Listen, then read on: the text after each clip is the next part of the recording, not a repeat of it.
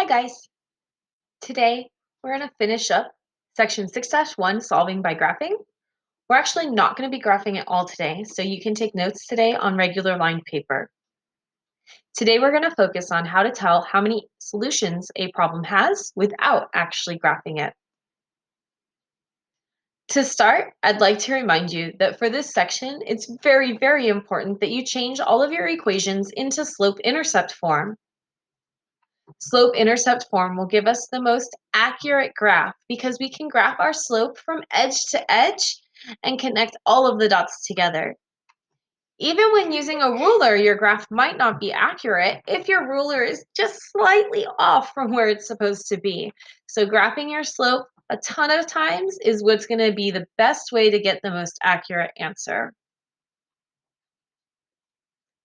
Now, I'd like to create a chart about how many solutions a problem can have. So go ahead and pause the video and copy this chart into your notes. I'm going to go over the 3 different types of solutions that a problem can have and how you can tell how many solutions it has without actually graphing it. As a reminder, slope-intercept form is y equals mx plus b. Once both of your equations are in slope-intercept form, you want to compare them.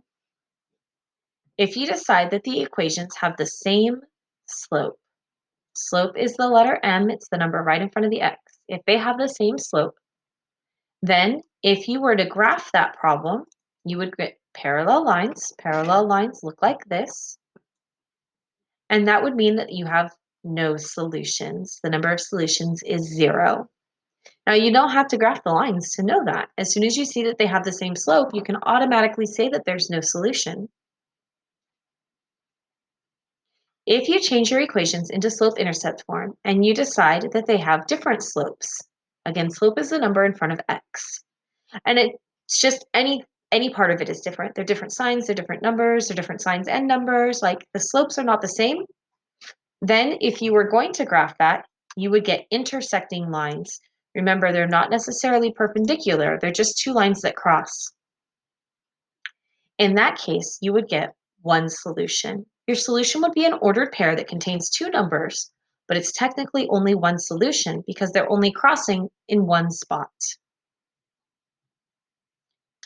Finally, if you change both your equations to slope-intercept form, and you decide that they are literally the exact same equation, same slope, same y-intercept, everything is the same. Now you have to simplify your fractions to figure that out. Then, if you were going to graph it, you would just graph a single line because the second line would be right on top of the first line. And that type of problem has an infinite amount of solutions. For today's homework, I'm not going to ask you to graph. I'm just going to ask you, how many solutions does it have? So you're going to change everything into slope-intercept form, and then your answer will be it has 1, none, or infinite. Let's practice some of these problems before trying our homework, just so that we make sure we have the right idea. Why don't you pause the video and try these on your own, and then when you're done, come back and I will help you out with what the answer is.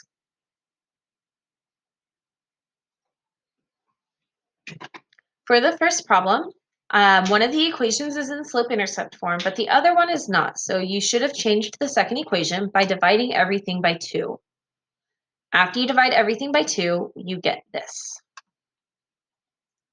Now that they're both in slope-intercept form, I can compare. And I'm going to say these have the same slope. When they have the same slope, there are no solutions.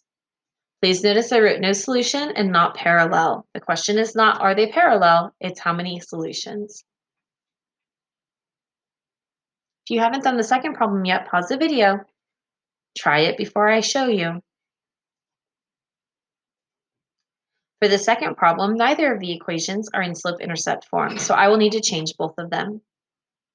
For the first equation, I'm just going to divide everything by 2. Make sure the 2 stays on the bottom of the fraction.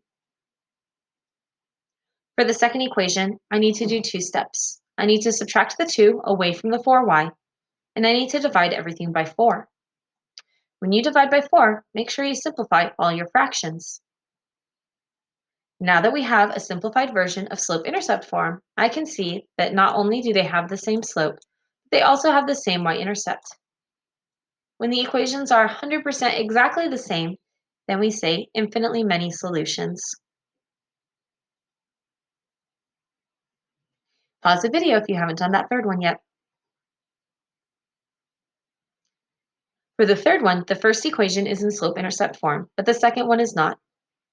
Make sure that you do 2 steps to change the second one to slope-intercept form. Subtract the x, and then divide everything by -1. And you will end up with this.